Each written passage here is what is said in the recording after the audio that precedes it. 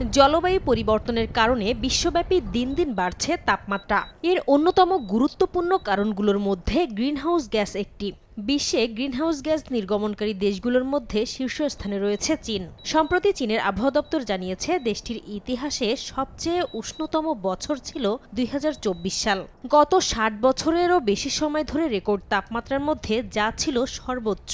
এছাড়া ১৯৬১ সাল থেকে হওয়া রেকর্ড অনুযায়ী উষ্ণতম ৪টি বছর ছিল গত ৪ বছর, যার ১০টি বছরের সবকটি ছিল ২১ শতকে।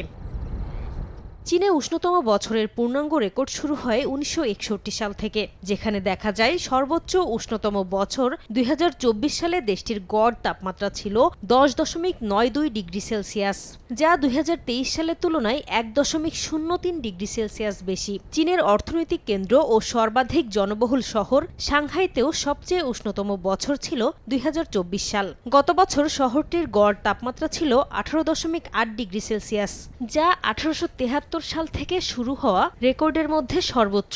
এছাড়া ২০২৪ সালে দীর্ঘতম গ্রীষ্মকালের মুখোমুখি হয়েছে দেশটির গুয়াংঝু শহর, যেখানে ২৪০ দিন গড় তাপমাত্রা ছিল ২২ ডিগ্রি সেলসিয়াসের বেশি।